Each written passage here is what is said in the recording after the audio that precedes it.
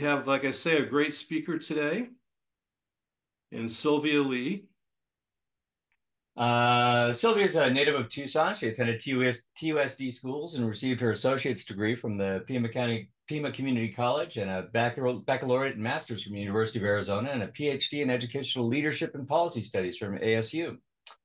Sylvia's career in higher education at universities and community colleges has spanned 30 years, and she served as president at two of the Pima Community College campuses. She was elected to a 6-year term on the Pima Community College Governing Board from 2013 to 2018, and now represents District 3 as an appointed supervisor. Great. Let's give a warm welcome to Sylvia Lee. Well, thank you very much. And I want to thank Michael for reaching out and inviting me here today, and Joseph for being our moderator and hosting. And thanks to all of you on this MLK holiday. I'm very honored to be here. And Michael already told you a little bit about me, but I just want to tell you a little bit more. I had a very wonderful opportunity to be invited to the National Day of Racial Healing that was hosted by the YWCA, the League of Women Voters, the NAACP, and LULAC. During the conference on Saturday, I was very fortunate to have an opportunity to share some things personally. And because it is a National Day of Racial Healing, they said that this is happening usually the day after MLK Day, but we celebrated it on Saturday together. And I was telling them a personal story because a lot of times people don't realize that in the not very distant past, racism was right here in our community. And I was telling them a story about my couple things. My great grandfather came over from China through San Francisco in the mid 1800s, and he served in the Union Army on a Mississippi gunboat and was actually injured. And the US government, after his injury, refused to pay him his pension. And partially was because of his inability to really articulate well in English his story. So that was, and that's, we actually have. No. I'm sorry. Can you hear me okay? Yeah, sorry for the interruption. Oh, no problem.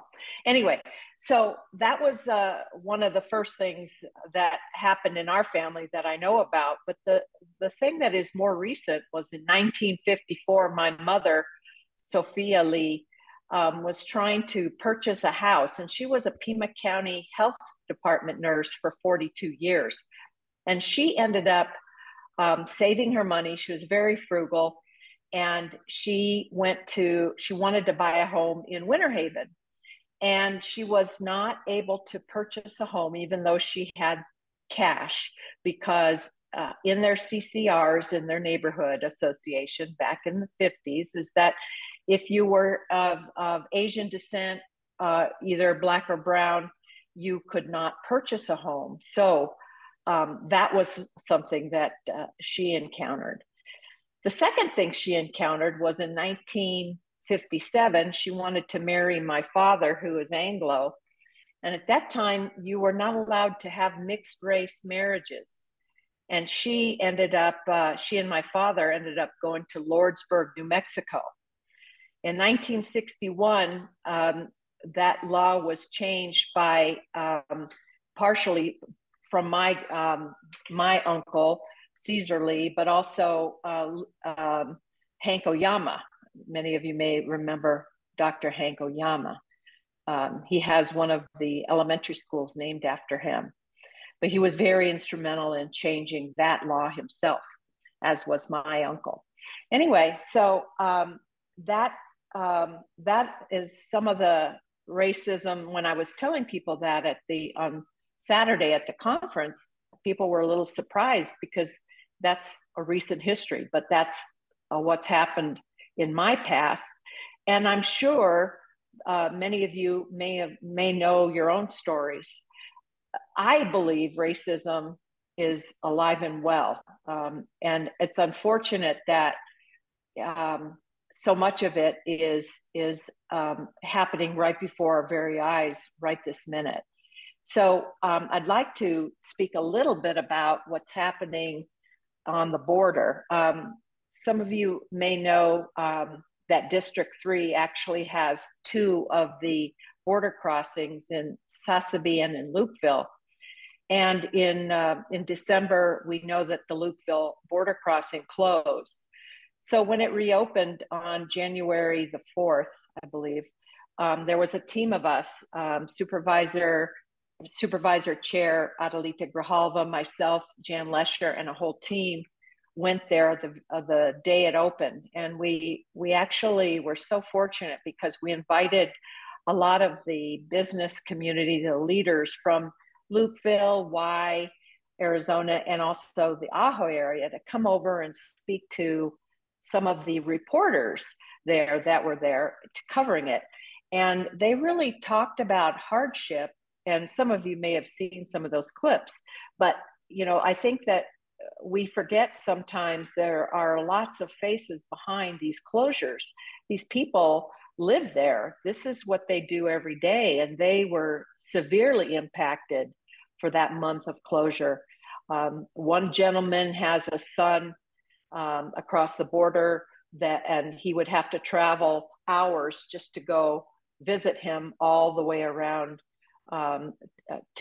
instead of just taking a short time across the border. It would take him hours. And we all know that, all of us understand that is really, when the border closes, it's not just Washington, D.C. saying, oh, we're going to close it and move some of our border employees to other areas. And I'm sure they were needed, but it really impacts everyday lives. And so we are hopefully doing everything we can to make sure that doesn't happen again. I do want to compliment Supervisor Grijalva, Chair Grijalva, because she actually did go to Washington, D.C. in early December. And you may have heard that the money from the feds was going to run out the end of February. Well, we just got word last few days ago that we've gotten a $5.2 million, which let me explain a little bit about this, because being new on the board, I knew a little bit to be dangerous. Now I know a little bit more to be dangerous. So I'm learning too. And one of the things that a lot of individuals don't understand is that when the migrants come to the border, the Custom and Border Patrol actually processes them, and they become legally processed asylum seekers. So they are legally processed asylum seekers. They are no longer illegals coming across the border. And that's a common misperception, because you see the individuals coming across and they have been legally processed. So what happens is, depending on where they are processed, Pima County has played a huge role in really helping these individuals get to their final destinations, because we know that the final destination, most of them, isn't Tucson, Arizona, or necessarily in Arizona. So what happens is, once the Border Patrol processes them, let's say they're released in Nogales, we actually have a coordinated effort funded by FEMA, and we bus those individuals to Tucson, Casas Alitas, and we have a facility off of Drexel area. And what we do is those individuals, depending on how long it takes, sometimes it could be less than 24 hours, sometimes it might be a little bit more than 24 hours. But what we do is we give them a safe place.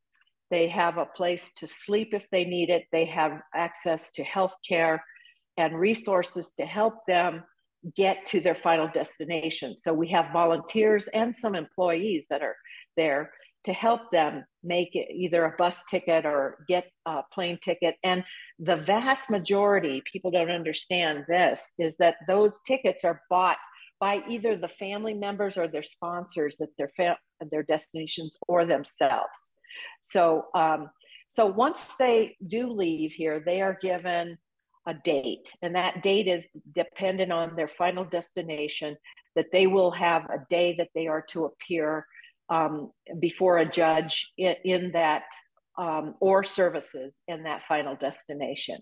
So, and I'm happy again after I conclude to take any questions you have about this.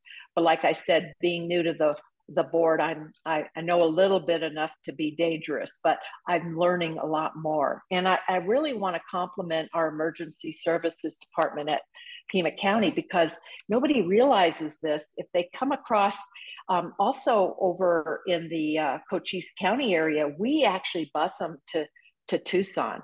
So you're not having the releases you hear about are organized releases that are happening because a bus comes and picks them up. I think Tim Steller had an article not too long ago that really complimented our emergency services department and how they're helping to coordinate the transportation and working with our partners with Catholic Social Services in operating Casa Salitas, and we're just very proud of that.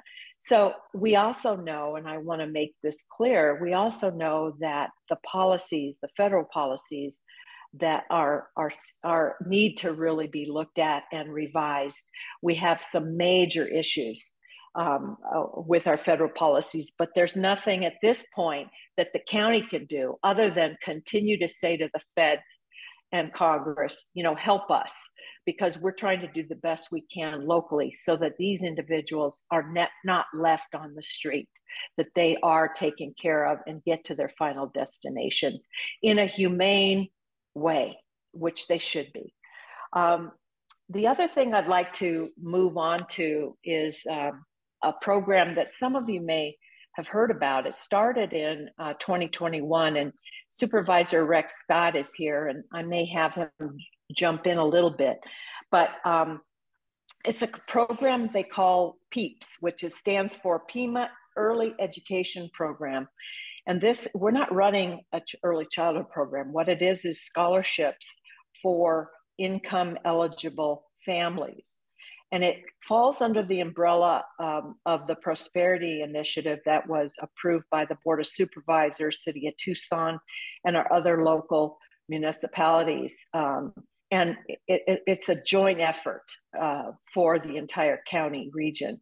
And the Prosperity Initiative, which I'll ask Supervisor Scott to talk more about, is the umbrella. But this PEEPS program, which I was fascinated by, started in 2021, and it really is trying to assist the low-income families to have access to quality early education. And those of us, you know, I'm speaking to the choir right here, all of you, you understand that if you're going to have the ability to prosper in the United States, you need to have a quality early education, because let's face it, if you are illiterate, once you get to elementary school and they say third grade, your chances of prospering are really diminished, because let's face it, literacy is key to everything we do. And so this program it uses, and there's qualifications for these early childhood centers to be on the list. But the beauty is we served last year 1,356 children that may not have had that opportunity. And again, it's ages 3 through 5. And 2/3 of those individuals lived in the city of Tucson boundaries. So we're really proud of that program. And I want to compliment the Board of Supervisors who really worked with others to make that happen. So I'm going to turn now to what's happened in the last month or so with this Prosperity Initiative, and what does it mean for all of us here in,,, Pima County. And I'm just going to touch real briefly, and then I'll ask Supervisor Scott to give us a little bit more information about that. But this was passed on December 5th, and it is a collaboration not just with Pima County, but the city and the local the local towns, Marana, Salrita, and the other jurisdictions. And so what it does, and also the Indian Center, and I believe the Indian Center is involved. What it is not only access to early education, which is part of what I just talked about, but it's also helps.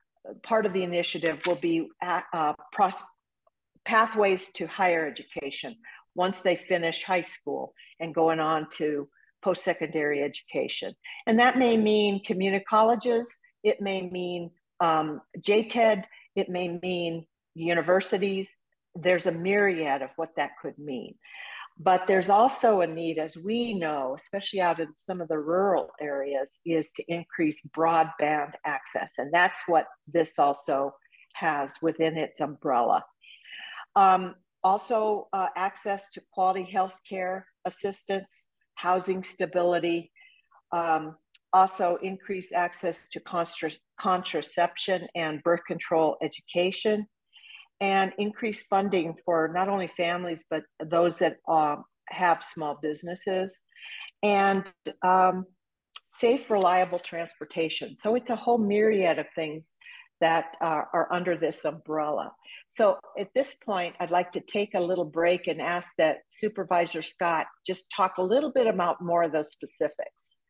Rex? Supervisor Lee, thank you very much. Really am honored to be here with you today. And we saw each other this weekend, folks, at an event at the YWCA headquarters that was a joint operation of both the YWCA and the League of Women Voters. It was called the Day of Racial Healing. So you know that Supervisor Lee is already getting out there in the community. And one of the things that we talked about over the weekend was that she thought that you all were going to have some questions about the Prosperity Initiative. And if you go to the chat, I put a couple of links in the chat. One of them is to a page on the county website that will give you all the information that you want about the Prosperity Initiative. And then the other one is a link to a memorandum that County Administrator Lesher sent to the board shortly after the board meeting where we approved the Prosperity Initiative, where she was responding to some questions that I had when the board put the initiative in place. And I think that's especially important with regard to the additional information you will see in there about what's known as priority-based budgeting. Because really the Prosperity Initiative is essentially a policy framework that's going to guide the board in terms of our decision-making and resource allocation so that we can devote as many resources as possible to dealing with the challenge of taking on intergenerational poverty. And there was a quote in the cover memorandum that we got when we considered the Prosperity Initiative that said that the most basic measures of success are increased income and assets and decreased household costs. And the Prosperity Initiative came about as the result of a year-long effort of research and outreach that was led by staff within both the county and the city. We also consulted with all of the other jurisdictions in the region. In fact, if you go on that Prosperity Initiative webpage, you'll see the logos for all of the towns and cities and the tribes, because this policy framework can be used to guide decision-making, not just for the county, but also for the cities, the towns, and the tribes.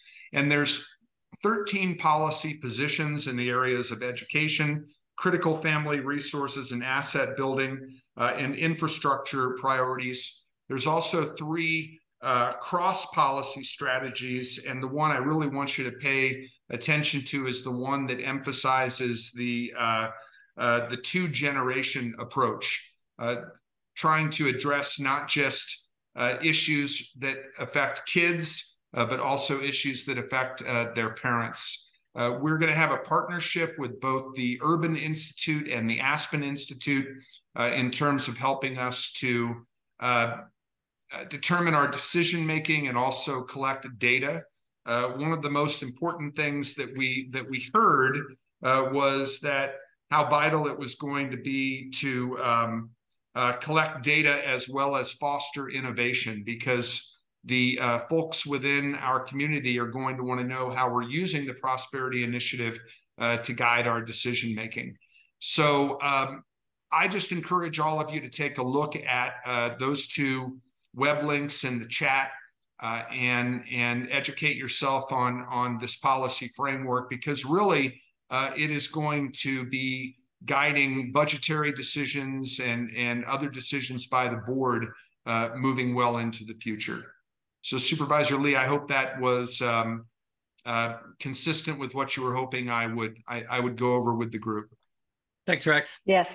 You bet. Thank you so much, Rex. Really appreciate it. My pleasure. What I put in the chat also is obviously the home page to the county. And if you take a look at that home page, there's a link that talks about what's new news. And you can also sign up for a newsletter that comes out. And I think the new news is pretty thorough. The other thing I put into chat is my direct email and also my cell phone number. So if after today you have any questions, feel free to reach out. I would love to hear from you. So I think what I just mentioned, today, the border, what's happening with the border, the Prosperity Initiative, those are the two things that are really the paramount right now. But another thing that's coming up, and Rex is our representative to RTA and PAG, is the RTA Now vote in 2026. So as I'm learning more about that, and this is interesting. That is really how the county, through the RTA, gets the funding to serve the county roads and to do a lot of the things we want with regards to transit. The thing that is really interesting is that if you look at you go to the RTA website, you'll see the myriad of things that have occurred in the last 20 years. But I can't even believe, I remember when that vote happened, and here it is coming again. And it looks like that vote's going to happen sometime in perhaps May of 2025. But I think what's critical about the RTA Now is that is really how the county receives its fundings. And it's the half a cent sales tax, and the individuals that are also serving on that RTA board are a lot of community members and also the other jurisdictions. And I just urge all of you to take a look at that webpage, and maybe Rex can put it on our chat so that you can become more educated, because that's something that's going to be coming about very soon. And it's very critical to all of us, because it's not just transportation, it's mass transit as well. And it's going to affect all of us. And it also is quite important for the rural areas as well. So with that, I'm going to go ahead and close it. I know Mike said I had 20 to 30 minutes, and I'd love to take your questions and answer them as best I can. So thank you very much for allowing me this opportunity. And just to reiterate one thing, when I did put my name in the hat, there were a lot of excellent candidates. I want to compliment them. I was very clear that I would only serve for this interim year. And I want to compliment previous Supervisor Sharon Bronson for her 27 years of service and the incredible job she did for this county and all of us here for those 27 years. So I'm very honored to be serving on the Board of Supervisors and specifically for District 3. And thank you so much. It's okay if you're not up on this, but one of the things that's been in the news is New York City is being inundated by immigrants because Texas and Florida are dumping or busing people there and just dumping them. And I've volunteered in Tucson and worked with immigrants, and I know they go all over the United States. And it's not like we ever saw that many who wanted to go to New York City. So I don't quite understand why New York City is complaining about having too many immigrants and they can't house them and blah, blah, blah. Because it seems to me like they could do what we do, which is set them up to go wherever it is they want to go. And I wouldn't expect most of them to be New York City. And so I'm wondering if you have any idea or vision about why New York City is struggling with this. Well, I like you have wondered that, and we know it's political, and we know, Chicago and New York City, and it's all political, but the people that suffer are obviously the individuals and those individuals too have been legally processed through Customs and Border Patrol. So, those individuals are trying to do the best they can and to get to their final destination. So what's happening is those individuals are not being serviced, like I explained here, what we're doing here in Pima County. Those individuals are being left on the side of the road. And unfortunately, I don't know if something has changed or if they've had some nonprofits that have stepped up to service those individuals, because really that's what it takes. It takes a coordinated effort. And Pima County is not doing this alone. We are partnering with our humanitarian nonprofits to make this happen. And so many of you are probably even volunteers for that. And we thank you, because we couldn't do it without our volunteers. So it's really unfortunate. I don't know other than politically, and I don't know what's been happening as of late, but I know what they're trying to do is to get more money, and we are too. And that's why we are just very thankful that 5.2 million came up, and it takes care of us only until mid-April, believe it or not. So we're good for a few months, but we're going to be needing more too, as long as this crisis is happening. Okay, Mike Bryan has a question. I have a couple have one in chat, and also I got an email earlier from Mary Alice Thoreau, who wanted to ask you a question and provide you some information. So we're going to start with Mary Alice Thoreau's question. She's a PC in Precinct 31, and she says that she's been attending the Pima County Affordable Housing monthly meetings for quite some time now, and wants to ensure that you're aware of the high number of mobile homes in our district, and that people are losing their place to live because their land rent in many cases has doubled in recent years. And she wanted you to know that the demographics, according to the small survey that she conducted, were 40% single women, 20% single men, which means that about 60% of these people are living on single incomes. And an ASU study indicates that they're living on an average income of about $20,000. So she'd like to know what you feel that the Pima County Board's role is in helping to ensure that these people can stay housed, and what Pima County can do to help them get rehomed if they're pushed out of their spots by land rent increases. Yeah, which is, excuse me, just incredibly tragic, especially if they're living off of 20,000 or whatever it is, and they've got a family. So one of the things that that I believe Pima County can do and has been doing is we actually have a department and that is specifically, and they just now changed the name of it. And what I'll do is I'll look up the exact name and the information about it. But there is an individual that has been assigned to specifically work with the unhoused, and also the issues with eviction. And so I know that the county is very well aware of it, and has again made an assignment so that there is a department. But to be quite honest, this is something that I'm really learning more about myself, and know that that's one of the critical issues that we're facing right now. And with the state deficit happening, we know that as I'm taking a look at some of the budgets coming out, it's probably highly unlikely we're going to be able to get more state funding to assist us. So what we're going to have to do is take a look at local funding and partnering again with some of our nonprofits.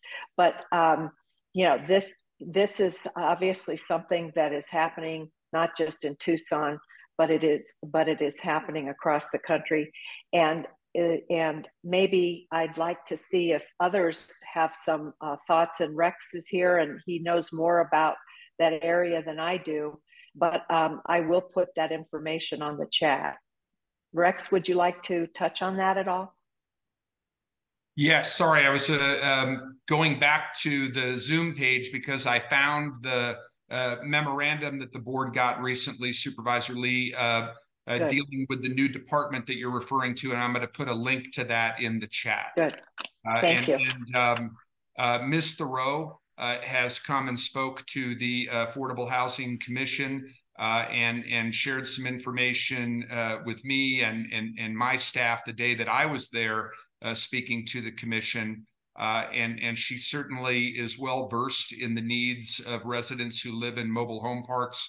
And she's also shared a lot of her information with our legislators at the state level, because there are statutory concerns that she wanted to be sure were addressed as well. But I will put a link to that memorandum talking about the creation of the new department that you referred to in the chat, Supervisor Lee. Okay, good. Thank you. Okay, Mike Humphrey has a question. Hi, Sylvia. Welcome to the Board of Supervisors. Thank you, Well, Mike. Appreciate you are a it. brave woman. I can say that. I want to follow up on your earlier statement about the funding for the Casa Elitas operation, the health part of it within in April. What are plans beyond April? Because April won't be enough.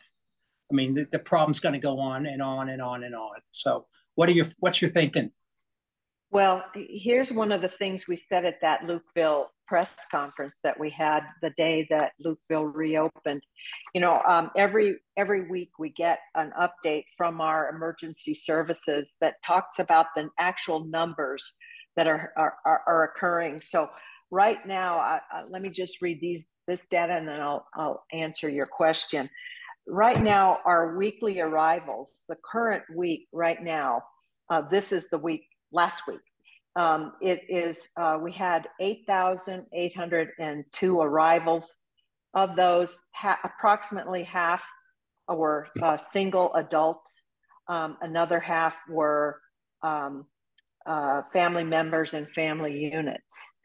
So family members was 4,600 and family units was 1,625.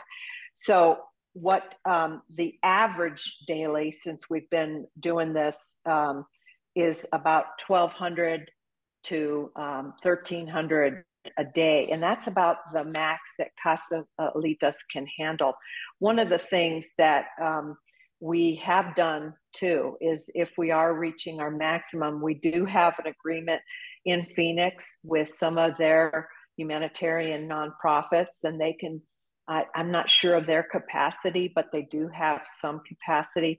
And it would be, frankly, really appreciated if they did a lot more, because Pima County, although we are taking the burden of this, it would be wonderful if our Maricopa County counterparts could really assist, because what's happening now is the money will go away in April. And we said this before. What does it look like when the money goes away? Well, we will not have the money to transport these individuals from Nogales or Douglas or Lukeville to or Sasabe to the Pima County. And Lukeville, we actually have an agreement with the central El Centro area, where they actually have some assistance there. So what would happen is these individuals would be left stranded in those areas with no place to go. And the Casa Salitas services that we have would shut down. So that's when you hear about the mass street releases, when they're being released in New York and Chicago and those other places. So that's what's at risk. They would not have the kind of services that they should have, and helping them get to their final destination. They'd be on their own. So that's where we are, and that's what we thought might happen the end of this month. I mean, that's how close we were to running out of money. So thank you. Okay. Kirk Alexander asks in the chat, he says he lives outside Tucson city limits in Pima County, so you're his first tier government representative. And he wants to know how you view your relationship with the typical tax-paying resident and voting constituent in Pima County.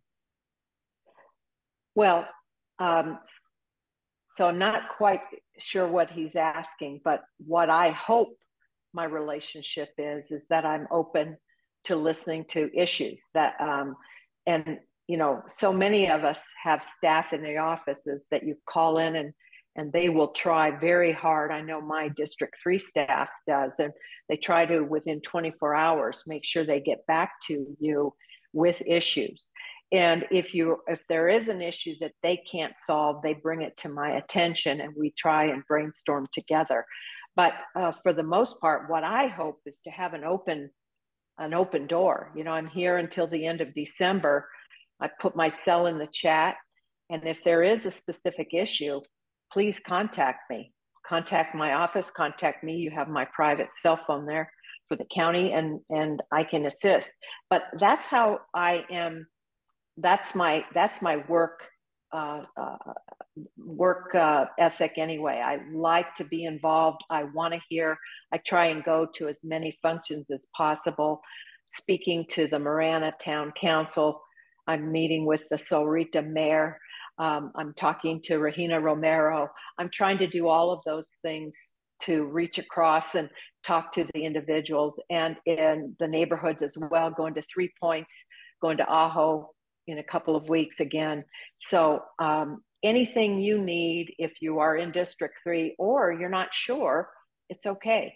Call. We'll figure it out and we'll try and help you. So I hope that answered your question. I think Kirk might have a follow-up. He just raised his hand and turned on his camera. Oh, sure, Kirk, go ahead. Please. Thank you, Mike. Hello, Ms. Lee. Hi, Kirk. Thank you for your answer. But I'm Sure. guessing that your work involves more than just addressing specific issues. So I'm wondering how, what sort of broader input you seek or look for from us, that is to say, you know, your constituents, in your role as governing Pima County, over and above specific issues that one might have. Well, I think by having these open, I know that Supervisor Rex has open forums, and I think that's a great way to do it. And he also has a newsletter. Supervisor Grijalva has a newsletter. So one of the things that my office, I guess District 3 hasn't had a newsletter in a while. So we are putting out a newsletter. And in that newsletter is a link to a chat basically with us. So tell us what your thoughts are. Tell us what we can do to help you.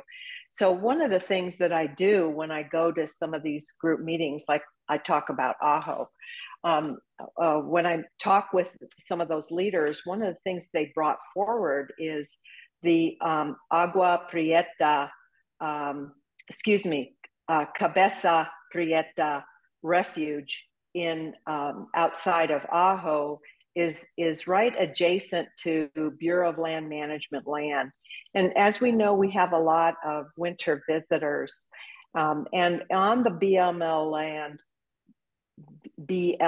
land are some things happening with some of our winter visitors that the refuge is concerned about wildlife and preserving that land.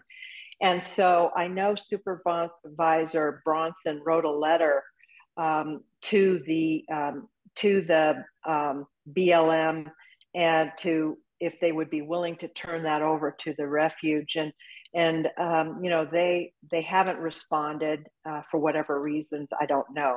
So we had a meeting, and I'm going to be reaching out to Senator Kelly, Senator Sinema, to see if they can assist us in making that happen. And we have some of the data. So that's an example. And it came from talking to some of the leaders out in some of the communities. So I hope that continues to happen. And as things are brought to me, I see my role as really being a facilitator to make things better for our community in whatever way that is. Okay. And Lillian Fox, your question. I have a former neighbor who I've known for 30 years. She has dementia. She has no family at all. There's nobody who's responsible for her. Her dementia has gotten worse and worse and worse. She's still driving, but she only drives around the block because she can't figure out any other place to go. And she threw away a social worker asked me to take her to CVS to pick up her prescriptions. I did that. The next day, she didn't have any of them. I think she threw them away. And so the social worker and anyway, she's going to end up homeless because the apartment complex just can't deal with her. She was down there 3 times in 1 week complaining that people were trying to break in. She's told another neighbor that people are trying to kill her. It's like, and she makes too much money. Her Social Security is too much money for her to qualify for Medicaid. She only does Medicare. And I don't think there's anything you can do. But I think the county supervisors need to be aware there are a lot of people who have no family. And when they end up in a situation like this, there's nobody who has power of attorney. And she's, the social worker has hooked her up with I've forgotten what the term is, the person in the county who deals with the financial affairs of people who are unable to deal with them. But how in the world are we ever going to get her housing? Because she needs housing. And there's no apartment complex I can take her to that would rent to her because she's not competent. You know, why would an apartment manager agree? And she really needs to be in some sort of assisted living, which is unaffordable, and she doesn't qualify for Medicaid. And I just want you to be aware of that kind of stuff, because I think there are a lot of people, older people, who are in that situation or will be getting into that situation. You know, you're absolutely right. I mean, I think a lot of individuals, as we are aging, and we're seeing a lot more that are in situations like that. And I want to compliment you for helping this individual that has no family. What I would say is that if you can give me your personal information, let me personally talk with you and let me see what we can do for her. What I would always do is we need to hook her up with social services to see there may be some assisted living that she can afford depending on her situation. But it you know, again, I mean, unfortunately, this is something we're seeing, and it's not just, you know, the elderly with dementia. We're seeing this with families that are you know, being on the cusp of being homeless.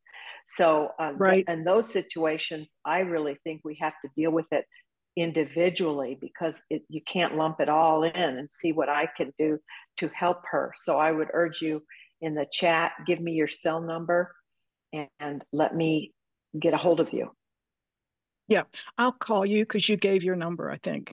Okay, Lillian. Yeah, and let me see what I can personally do. And I copied it down. Thank you very much. Okay, thank you. But thanks for bringing that forward.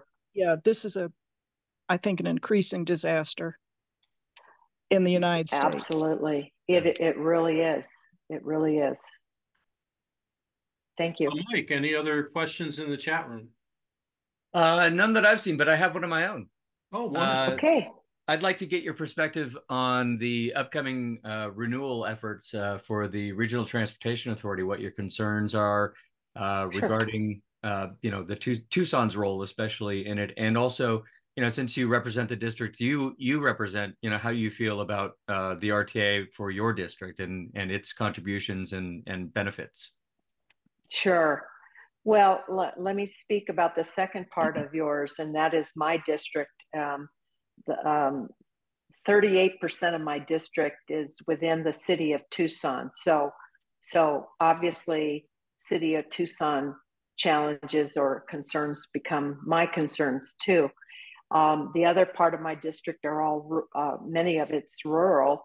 And so one of the things that is happening right now with RTA is they have a shuttle service that goes to Ajo, and that's really important, that service, taking individuals to Tucson. And I want to make sure that we have the funds to continue that because they rely on that. Also, town of Marana happens to be in my district, and the town of Marana, as you know, does not have the specific bus services for those individuals and relies on shuttle services as well. We did try to do a shuttle service in Red Rocks as a pilot, and apparently that was stopped. And I want to understand more about why that was stopped. It was a pilot to help that community. So our RTA funds, because the county doesn't have the ability to do the sales tax issue, is very important to Pima County. Thus, it's very important to obviously the city and also the other municipalities. So when I first read Tim Steller's, as you know, from my point of view, Tim got that information from someone in the city, probably the mayor. So I picked up the phone and called her to talk to her so that I would better understand it.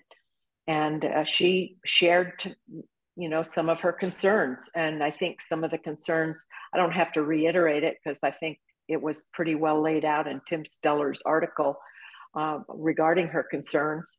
And again, I will make the assumption she's speaking for all of the city council, and that may or may not be true.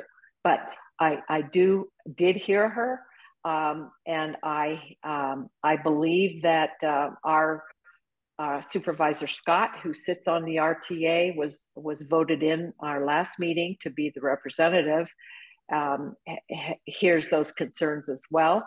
And the 17th, I believe, is the technical committee that will be then forwarding their recommendations to the RTA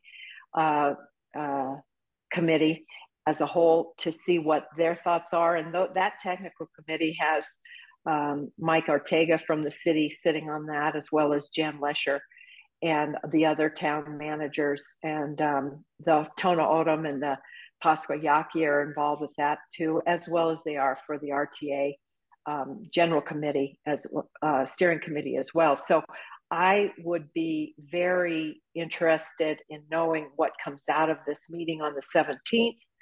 And, again, when there's city of Tucson concerns, they're my concerns. And I want to listen and understand them and see if I can do something to really bridge what's happening with that, so we all have a better understanding. But they're very real.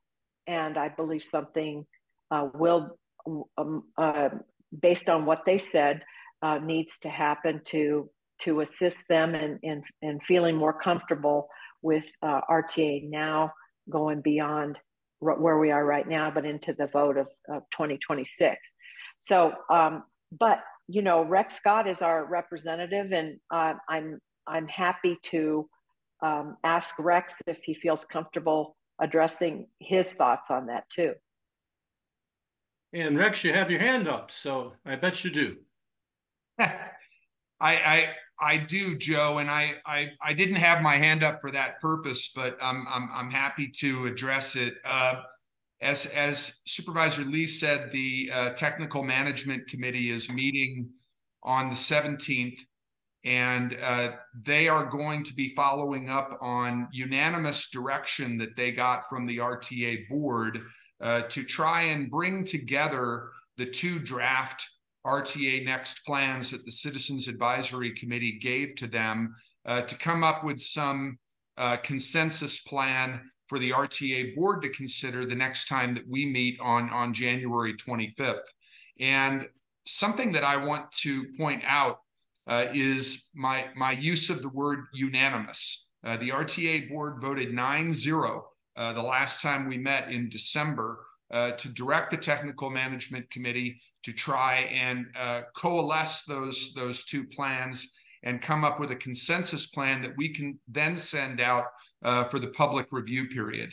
And I really believe that all members of the RTA board, myself, the mayors of the cities and towns, the representatives from the tribe and the nation, the governor's Southern Arizona representative of the State Transportation Board, all of us are committed to getting what we're calling a take-home plan in front of voters. And by that, we mean a plan that, regardless of where you live in Pima County, you see a reason to vote for it because it has something that benefits your part of the county. And something that we hear from the governor's Southern Arizona representative to the State Transportation Board at almost every meeting is that there's not going to be state or federal funds coming into this region for anything other than maintenance.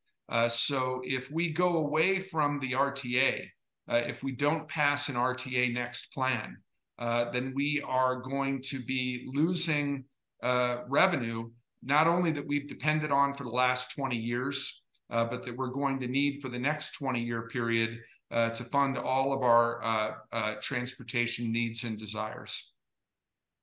But Joe, I wondered if I could mention something else, which is why I had my hand up. Thank you. This is a Democratic Party gathering, and so I wanted to mention something on a more a partisan flavor.